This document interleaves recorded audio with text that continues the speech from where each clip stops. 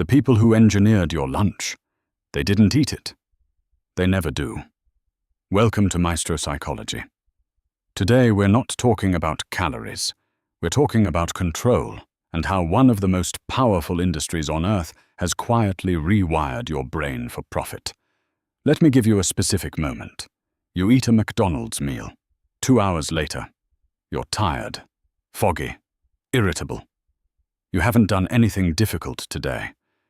And yet, you can barely think. You think that's just how you are. Lazy, undisciplined, low energy. But what if that feeling wasn't your personality? What if it was manufactured, deliberately? This is not a health video.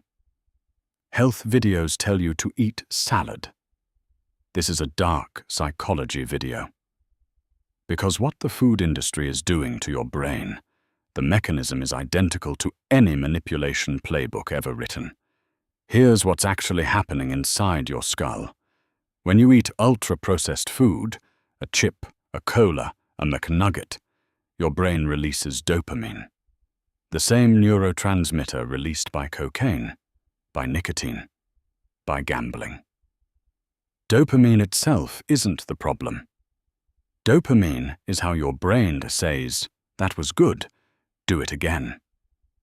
The problem is the spike.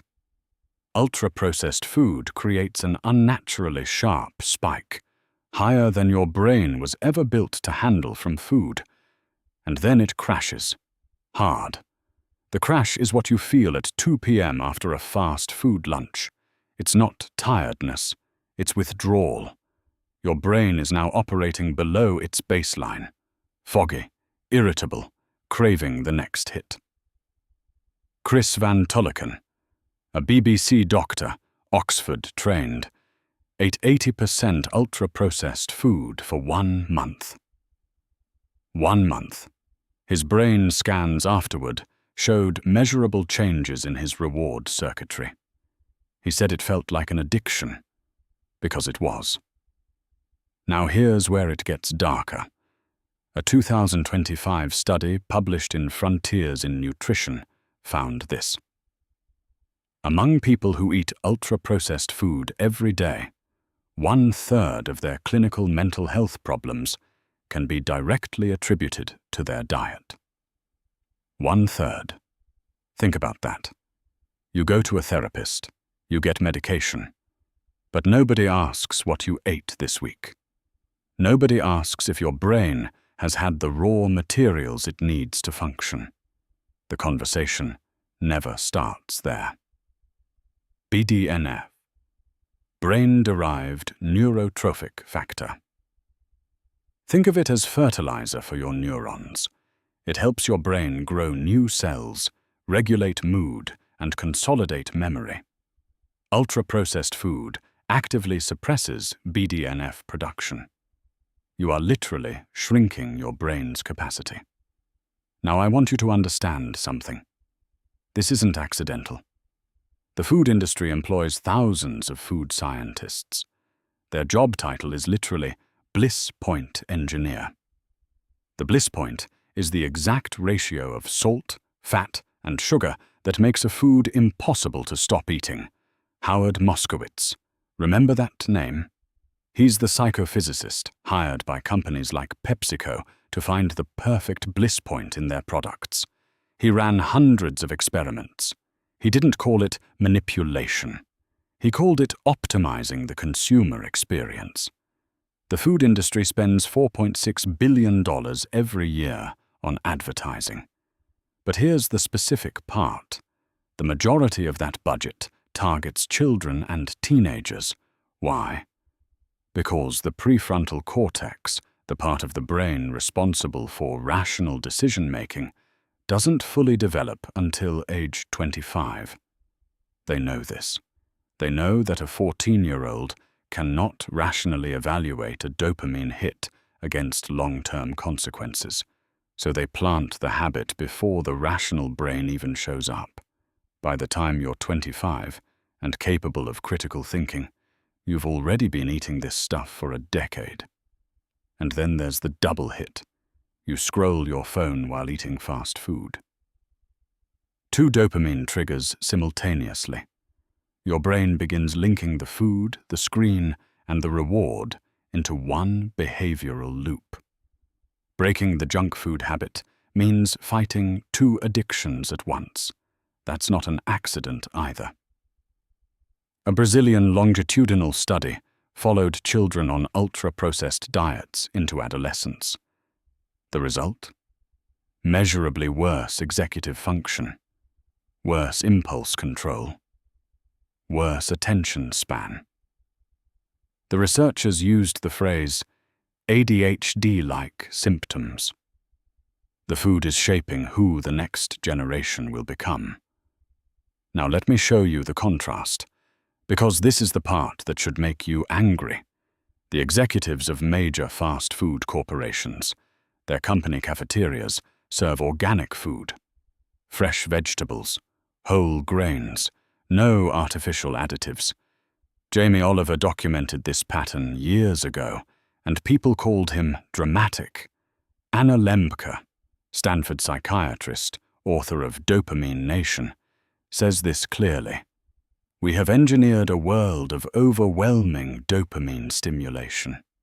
She treats addiction, and she says food addictions follow the exact neurological pattern of drug addictions: the craving, the tolerance, the withdrawal, all identical.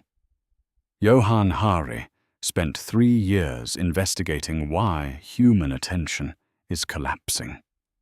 In Stolen Focus, he found something nobody talks about. Diet is one of the biggest destroyers of sustained focus.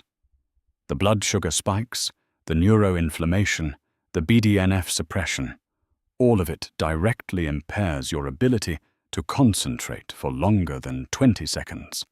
And ambition. Let's talk about ambition specifically. Your prefrontal cortex is where your long-term goals live, where delayed gratification lives, where discipline lives. When that cortex is chronically inflamed from UPF, which research confirms it is, your ability to pursue anything meaningful degrades. Quietly. Invisibly. You just feel less driven. So what do you actually do? I'm not going to tell you to go vegan. I'm not going to give you a meal plan. What I'm going to tell you is this: you have to understand the mechanism before you can fight it. And now you understand it. Step 1. Recognize the crash. The next time you feel foggy at 2 p.m., stop. Don't reach for coffee. Don't blame your discipline. Ask, what did I eat 3 hours ago? That question alone will start rewiring your awareness. Awareness is how you interrupt a behavioral loop.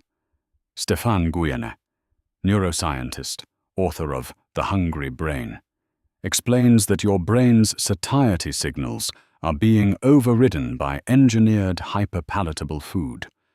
Real food, food your grandmother would recognize, doesn't do this. It activates your natural stop signal. You feel full. You stop. The craving doesn't follow. The most rebellious thing you can do right now, in a world engineered to extract dopamine from you, is to eat something boring, something that doesn't spike you, something that lets your brain settle at baseline and actually think. Clearly. Without fog, without craving. The people who built the system you're trapped in, they eat that boring food every single day. And they are sharp. They are focused. They make decisions that affect millions of people, while you're crashing at 2 p.m. wondering why you can't finish what you started. Eat dirt. Think dirt. That's not a metaphor. That's neuroscience. What you consume is what your brain runs on. Your thoughts, your drive, your discipline, all of it is built from what you put in your mouth. Change the input, you change the output. It is that mechanical. If this hit different, drop a comment below. Tell me, what's the one food habit that you're going to break this week? I read every single one.